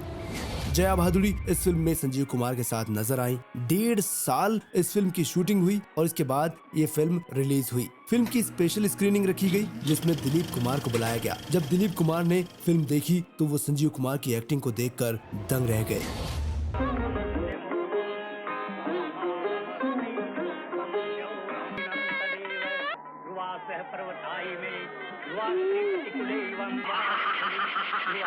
लुच्चा कहेगा। अब संजीव कुमार के दिल की बात करें तो संजीव कुमार का दिल सबको बहुत चाहता था, लेकिन खुद उनका दिल उनसे कम प्यार करता था। दिल की बीमारी उनके खानदान की खानदानी बीमारी थी। संजीव कुमार को भी उस बीमारी ने घेर रखा था। संजीव कुमार के परिवार में कोई भी आदमी जिंदगी के 50 साल नहीं देख पाता था। शांताबेन को भी ये डर था कि कहीं संजीव भी 50 साल से पहले इस दुनिया से ना चले जाएं। इसीलिए दिल की बीमारी का घरेलू दवाओं से ध्यान रखा जाता था, लेकिन संजीव कुमार इस बात को लेकर कभी भी सीरियस नहीं होते थे। सिगरेट और शराब हमेशा दिल के लिए बुरे होते हैं, पर संजीव कुमार को इनसे लगाव था। वो इन्हें कभी भी कम नहीं कर पाए। सन 1975 वो साल था जब संजीव कुमार को पहला हार्ट अटैक आया था। हार्ट अटैक के बाद नानावती हॉस्पिटल में भर्ती हुए थे संजीव कुमार, पर किसी को भी उन्होंने बताया नहीं था। पर ऐसी बातें ज्यादा दिन कहाँ छुपती हैं। उनसे अस्पताल में मिलने के लिए लोगों का तांता लग गया। उनके फैंस ने उनकी जल्दी ही सही होने की दुआएं मांगना शुरू किया। कुछ ही दिनों में संजीव कुमार सबके प्यार के कारण लौट आए और काम करना फिर से शुरू कर दिया। लेकिन जिंदगी में कोई भी बदलाव नहीं किया संजीव कुमार ने। वो पहले की तरह लगातार काम करते रहे और तमाम समझाइश के बाद भी सिगरेट और शराब से दूर नहीं रह पाए। 6 अक्टूबर सन 1976 वो तारीख थी जब फिल्म फेस्टिवल में हिस्सा लेने के लिए कनाडा जाना था। संजीव कुमार को BR चोपड़ा के साथ कनाडा के लिए रवाना तो हुए संजीव कुमार, लेकिन डॉक्टर ने उन्हें चेतावनी दे दी थी कि ज्यादा लंबी उड़ान उनके लिए घातक सिद्ध हो सकती है, और हुआ भी ऐसा ही। संजीव कुमार की तबीयत खराब हो गई, लेकिन वो हार्ट अटैक नहीं था, बल्कि हार्ट अटैक की सिर्फ चेतावनी मात्र था। लेकिन संजीव कुमार ने पहले की तरह कोई ध्यान नहीं दिया और इन्हीं दिनों फिर गुलजार के डायरेक्शन में बनी फिल्म आंधी और मौसम, ये दोनों ही फिल्में रिलीज हुई और सुपर हिट साबित हुई। संजीव कुमार को आंधी फिल्म के लिए बेस्ट एक्टर का फिल्म फेयर अवार्ड मिला। इसके बाद 1976 की फिल्म अर्जुन पंडित ने भी संजीव कुमार को बेस्ट एक्टर के अवार्ड से नवाजा। 1975 में फिल्म आई थी शोले, जिसको कोई भी नहीं भूल सकता। इस फिल्म में संजीव कुमार ने ठाकुर की ऐसी भूमिका पेश की कि उनकी छवि दिलों पर हमेशा के लिए बस गई। यहाँ गौरतलब बात यह भी है कि त्रिशूल और शोले इन फिल्मों में हेमा मालिनी इनके साथ थीं, पर संजीव कुमार ने निर्माता निर्देशक से ये शर्त रखी थी, मेरा एक भी सीन हेमा के साथ सिल्वर स्क्रीन पर नहीं होना चाहिए। यहाँ तक कि फिल्म की शूटिंग के दौरान दोनों ही अलग अलग होटल में रुकते थे और उस वाकये के बाद हेमा मालिनी और संजीव कुमार ने कभी बात भी नहीं की थी। इधर सत्यजीत रे ने जब मुंशी प्रेमचंद की कहानी पर आधारित फिल्म बनाई शतरंज के खिलाड़ी, इस फिल्म में एक्टर के तौर पर उनके जहन में थे संजीव कुमार। जब संजीव कुमार को फिल्म का ये ऑफर मिला तो उन्होंने पहला काम किया, सत्यजीत रे की सारी फिल्में देख डाली। संजीव कुमार चाहते थे कि सत्यजीत रे जो उनसे चाहते हैं उनका वो 100% उन्हें एक्टिंग के तौर पर दिखा सकें। ऐसा समर्पण था संजीव कुमार के अभिनय में। अब साल आया सन 1978। अमेरिका में होने वाले स्टेज शो में भाग लेने के लिए संजीव कुमार यूएसए पहुंचे। संजीव कुमार का मन था कि वो अपनी बहन गायत्री से भी मिल लेंगे। उनकी बहन को दूसरा बेबी होने वाला था। 12 जून वो तारीख थी जब उनकी बहन ने एक बेटी को जन्म दिया। संजीव कुमार बहुत खुश हुए और उस छोटे से बच्चे के लिए कुछ शॉपिंग करने के लिए निकल पड़े, लेकिन थोड़ी दूर जाकर बेहोश होकर गिर गए। संजीव कुमार का ये दूसरा हार्ट अटैक था। तुरंत एम्बुलेंस बुलाकर संजीव कुमार को हॉस्पिटल ले जाया गया। उनकी बहन बड़ी हैरान थी कि संजीव अब तक उनसे मिलने नहीं आए हैं। जब गायत्री ने जमुना दास को फोन लगाया तो जमुना दास ने कहा, मुझे कुछ नहीं पता, मैं तो इंडिया में हूँ। लेकिन जमुना दास को गायत्री के पति अशोक ने सब बता दिया कि संजीव कुमार को हार्ट अटैक आया है। ये बात सुनते ही पूरा जरीवाला परिवार सदमे में आ गया। संजीव कुमार के भतीजे पृथ्वी की ये पहली बर्थडे पार्टी भी थी, वो भी कैंसिल हो गई। वहीं जब गायत्री को अपने भाई का पता चला तो वो भी हॉस्पिटल पहुंच गई और अपने भाई का ध्यान रखने लगी। अब संजीव कुमार की जीवन शैली पर पहले से ज्यादा पाबंदियां लगा दी गईं। एक दिन संजीव कुमार की बहन गायत्री के पति अशोक संजीव कुमार से मिलने पहुंचे हॉस्पिटल। संजीव कुमार का पूरा कमरा सिगरेट के धुएं से भरा हुआ था। संजीव की ये लापरवाही देखकर बड़े हैरान थे अशोक। जब उन्होंने मालूम किया कि संजीव को सिगरेट कैसे पहुंची, तब नर्स ने कहा, ये मैंने पहुंचाई है, क्योंकि वो संजीव कुमार की बहुत बड़ी फैन थी और संजीव कुमार ने जब उनसे कहा था तो वो उन्हें मना नहीं कर पाई। 15 दिन संजीव कुमार अमेरिका में रहे। उन्हें कहा गया कि आप तेल कम खाइए और नमक भी कम खाइए, पर संजीव कुमार तो मस्त मौला थे। वो गुजराती ब्राह्मण होने के बाद भी नॉनवेज खाना बहुत पसंद करते थे, लेकिन उन्होंने अपनी माँ के सामने ना ही नॉनवेज खाया और ना ही ड्रिंक की। संजीव कुमार अपने पूरे परिवार को इतना प्यार करते थे कि उन्होंने अपने भाई निकुल और गायत्री की शादी बड़े धूमधाम से की थी और वहीं निकुल को film producer and film distributor भी बनाया। जब दूसरे भाई किशोर ने शादी के लिए हाँ किया था, तब 1982 में संजीव कुमार ने उन्हें एक फ्लैट भी गिफ्ट किया था। 6 नवंबर सन 1980 का वो दिन था। दोपहर का टाइम था। निकुल ने देखा कि शांताबेन बेहोश होकर गिर चुकी हैं। वो घबराए और उन्होंने शांताबेन को नानावती हॉस्पिटल में भर्ती करवाया। संजीव कुमार टक्कर फिल्म की शूटिंग करने के लिए हैदराबाद गए हुए थे। जाने से पहले उन्होंने अपने माँ के पांव भी छुए थे और रोज फोन करने का वादा भी किया था, पर ऐसा कभी नहीं सोचा था कि उनकी माँ से ये आखिरी मुलाकात है। शांताबेन उस दिन दुनिया को अलविदा कह चुकी थी। संजीव कुमार के दिल की हालत को देखते हुए जमुना दास ने खबर पहुंचाई कि शांताबेन बीमार है, संजीव तुम जल्दी आ जाओ। बेचैनी में संजीव कुमार जल्द से जल्द बॉम्बे पहुंच गए। जब उन्हें इस सच का पता चला कि माँ इस दुनिया में नहीं रही, तो बुरी तरह टूट गए और इस तरह रोने लगे जैसे कि कोई छोटा बच्चा अपनी माँ से बिछड़कर रोता है। ये उनके लिए सबसे बड़ा सदमा था और इस तारीख को फिर संजीव कुमार ने अपने जीवन का काला दिन घोषित कर दिया। 6 नवंबर वो तारीख थी। इस तारीख को हमेशा मैं घर ही रहूंगा, कोई भी काम नहीं करूंगा, ये संजीव कुमार ने फिक्स कर दिया। कई दिनों तक तो संजीव कुमार ने खाने को हाथ भी नहीं लगाया। जब परिवार वालों ने समझाया तो फिर संजीव कुमार बाहरी तौर पर थोड़ा सा नॉर्मल हुए। मन के दर्द का सैलाब छुपाकर अपने काम में लग गए। फिर 1981 में इन्होंने फिल्मों में काम किया। सिलसिला, दासी, चेहरे पे चेहरा और 1982 में अंगूर, नमकीन, ऐसी कई फिल्में हैं जिनमें इनके अभिनय को एक मकाम मिला। गुलजार और संजीव कुमार की जोड़ी बड़ी कमाल की रही। दोनों ने मिलकर 9 फिल्मों में साथ काम किया था। संजीव कुमार की एक्टिंग का कोई सानी नहीं था। फिर साल आया सन 1984। संजीव कुमार को एक बार फिर दुखी कर गया। इनके भाई निकुल को हार्ट अटैक आया। हॉस्पिटल में भर्ती करवाया गया। डॉक्टर ने बाईपास सर्जरी की सलाह दी तो संजीव कुमार ने कहा कि मैं निकुल का इलाज अमेरिका में करवाना चाहूंगा। कुछ तो करना ही होगा डॉक्टर साहब। मैं कोई कमी नहीं रखना चाहता। अमेरिका ले जाने की तैयारियां शुरू हुई, पर अचानक से दूसरा हार्ट अटैक आ गया। निकुल इस दुनिया को अलविदा कह गए। उस वक्त संजीव कुमार शूटिंग पर गए हुए थे। माँ के बाद अपने भाई को इस तरह खो देना किसी भी इंसान के लिए बहुत दिल दहला देने वाला होता है। नहीं मुल्ला, नहीं। संजीव कुमार गम के इन बादलों में खो से गए, पर अपने भाई के तीनों बच्चों का ख्याल आया और जिम्मेदारी उठाने लगे। संजीव कुमार ने खुद को फिर से एक बार खड़ा कर दिया और 1 महीने बाद ही फिर इन्होंने फिल्म की शूटिंग शुरू की। प्रोफेसर की पड़ोसन इस फिल्म की शूटिंग थी, लेकिन उस वक्त संजीव कुमार की तबीयत थोड़ी खराब हुई। जमुना दास ने कहा, आप फिल्म की शूटिंग कैंसिल कर दें और थोड़ा ठीक होते ही शूट पर चले जाना। लेकिन उसी रात संजीव कुमार के सीने में दर्द उठने लगा। जैसे तैसे रात भर निकाली और सुबह होते ही बिना किसी को बताए सीधा नानावती अस्पताल पहुंच गए। डॉक्टर्स ने चेक करते ही कहा कि आपकी बाईपास सर्जरी करनी होगी।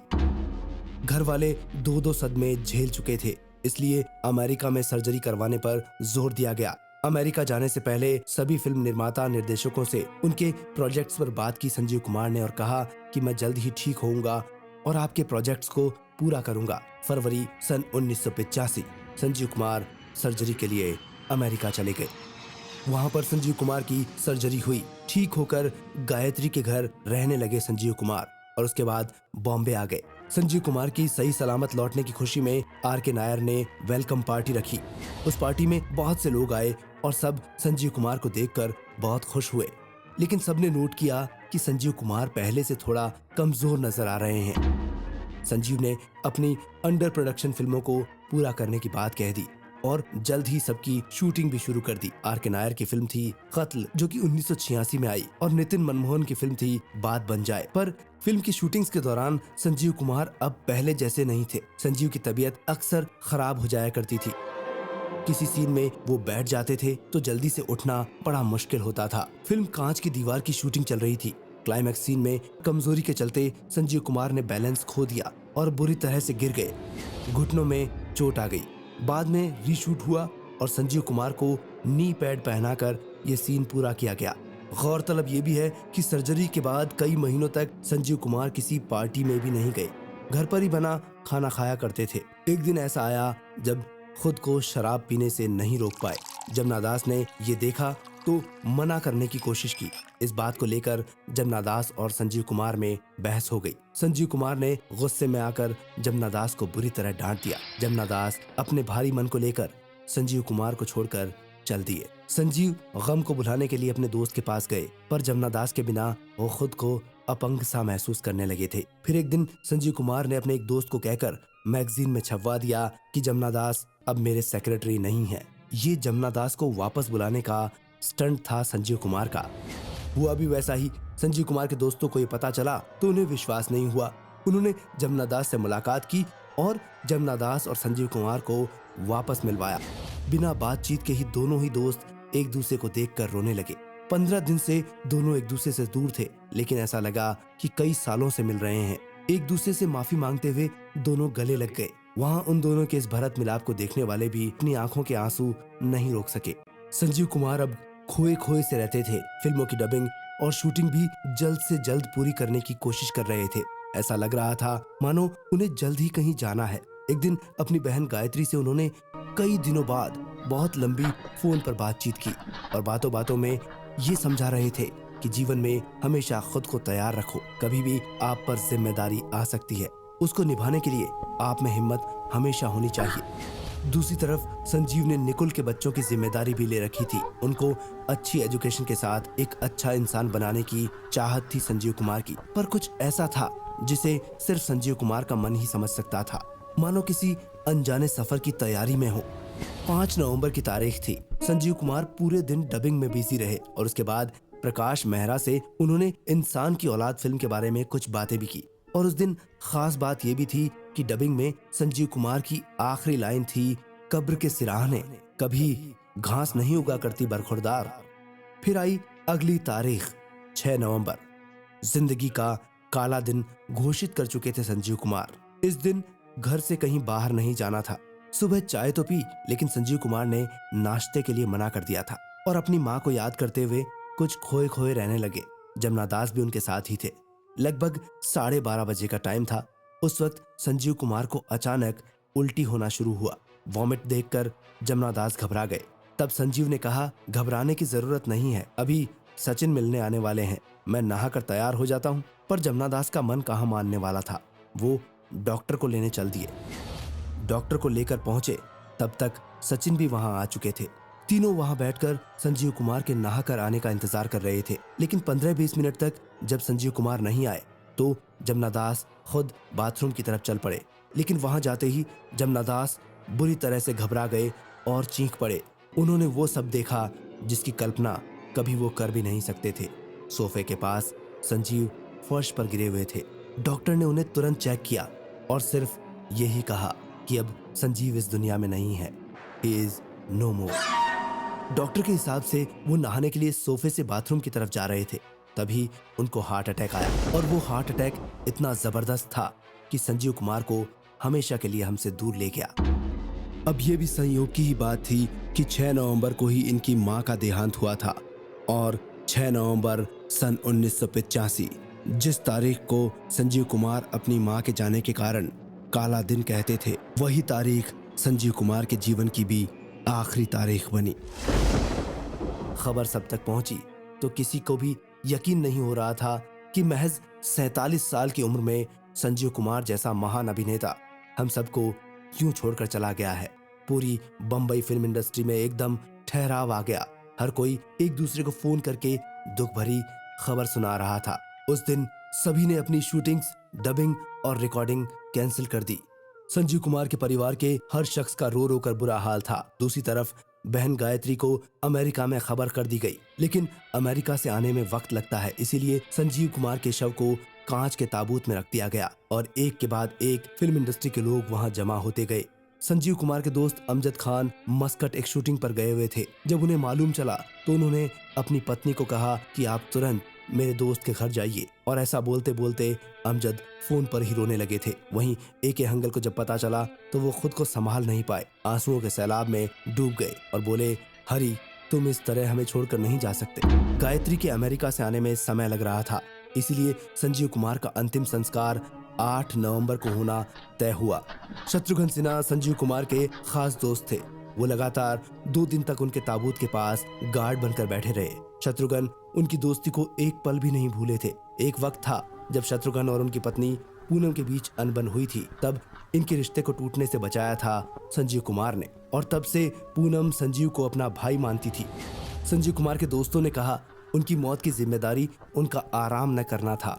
बाईपास सर्जरी के बाद भी वो लगातार काम करते रहे। एक दोस्त ने कहा कि अगर मैं संजीव कुमार से उनकी आखिरी इच्छा पूछता था तो वो यही कहते थे कि मैं मरना नहीं चाहता, क्योंकि उनको निकुल के 3 बच्चों की जिम्मेदारी उठानी है और इसे वो बखूबी निभा भी रहे थे।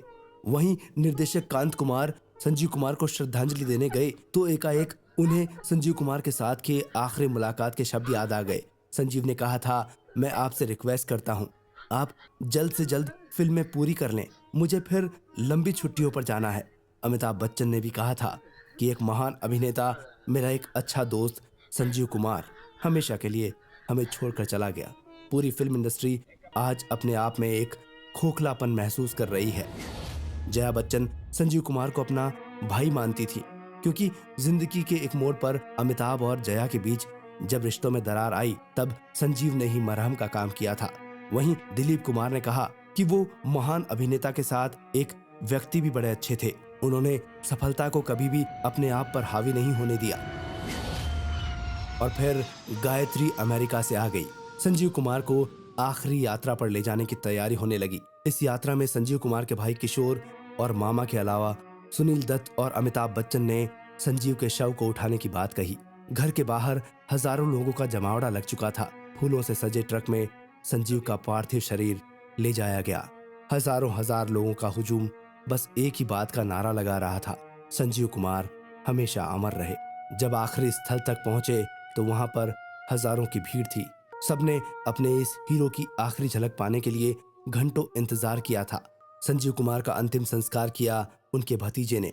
जब संजीव का अंतिम संस्कार हो रहा था तब उनके भाई किशोर ने अपने दोस्तों से कहा, ये तीनों जगह देख रहे हो, बाईं तरफ तो भाई निकुल का दाह संस्कार किया गया था और दाईं तरफ मेरे बड़े भाई हरि का। अब जो बीच की खाली जगह है ना, वहां मेरा अंतिम संस्कार होना है। उस वक्त किसी को इस बात का एहसास भी नहीं था कि किशोर की ये बात सच हो जाएगी। इस घटना के 6 महीने बाद ही किशोर भी इस दुनिया को छोड़कर चले गए। साथ ही संजीव कुमार के इस डर को भी सच कर दिखाया कि उनके परिवार में 50 साल से ज्यादा कोई भी पुरुष जिंदा नहीं रहता।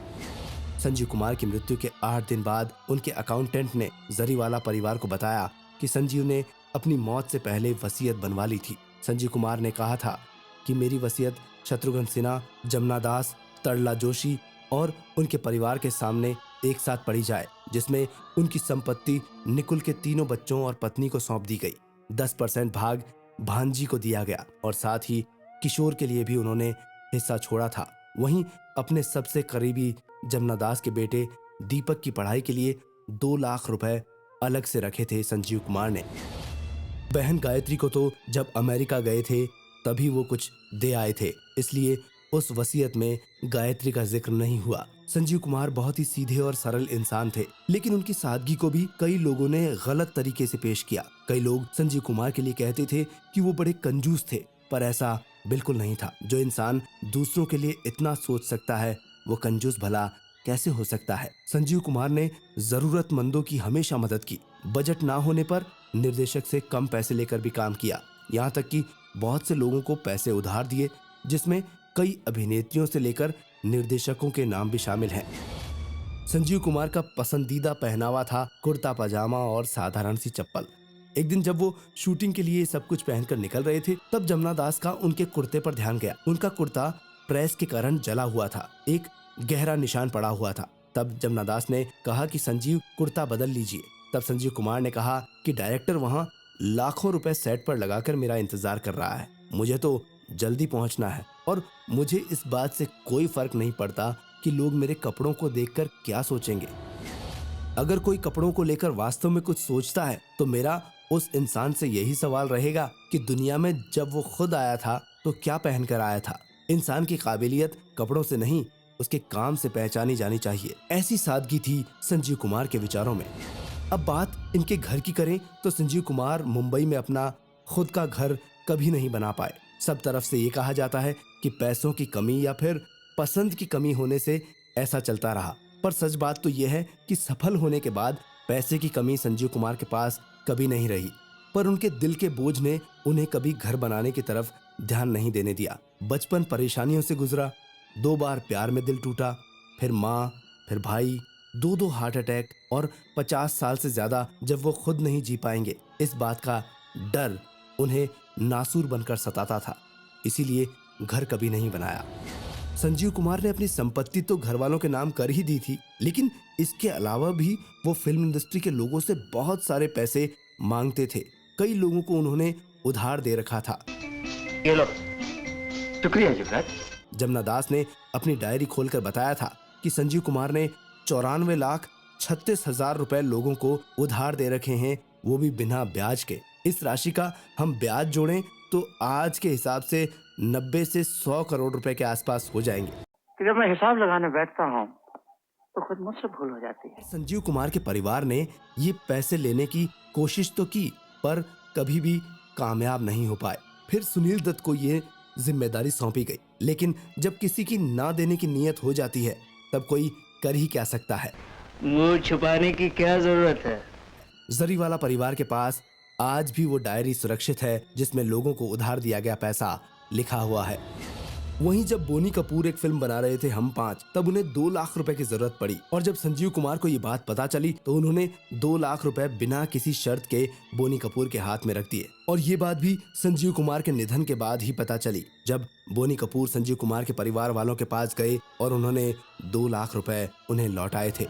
भाई देने वाले भी तुम और लेने वाले भी तुम, समझ गया ना? हाँ? लेकिन ऐसे भी बहुत सारे लोग रहे जिन्होंने संजीव कुमार के पैसे कभी वापस नहीं चुकाए। और संजीव कुमार के जीवन में ऐसे बहुत सारे उदाहरण हैं जो कि उनकी दरियादिली को बयान करते हैं। बहरहाल संजीव कुमार चले गए, पीछे छोड़ गए अपनी यादें, अपनी दरियादिली, अपना प्यार, अपने काम की ऐसी छाप जो हमारे दिल में हमेशा छपी रहेगी।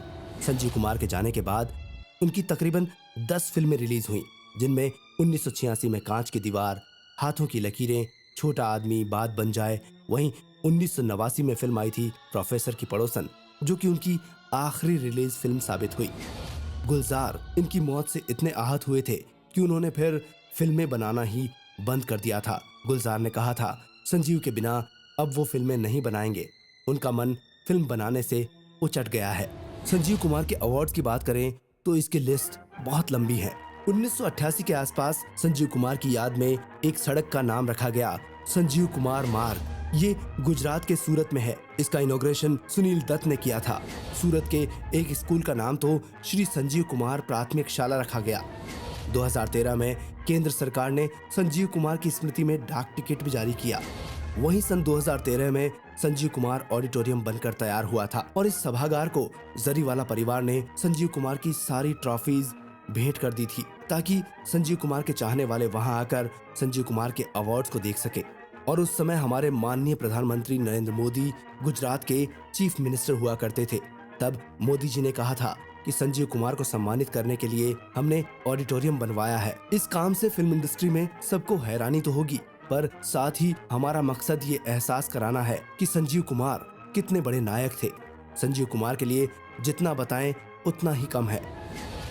संजीव कुमार के नाम से एक एनजीओ भी है, संजीव कुमार फाउंडेशन, जो कि बच्चों के लिए काम करता है। सूरत नगर निगम हर साल संजीव कुमार ड्रामा कंपटीशन करवाता है, जिसमें संजीव कुमार के नाम से अवार्ड और कैश प्राइज दिए जाते हैं।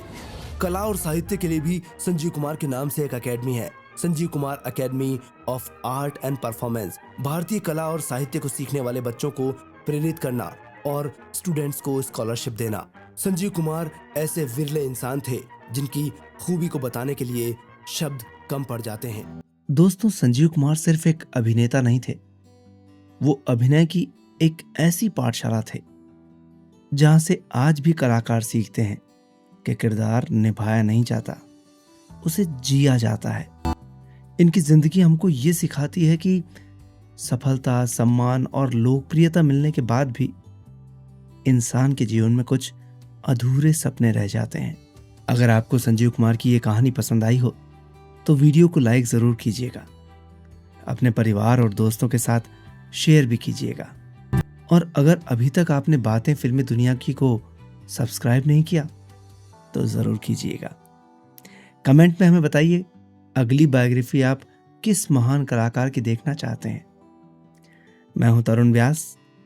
अब फिर मिलेंगे हिंदी सिनेमा की एक और अनसुनी कहानी, दिलचस्प कहानी के साथ।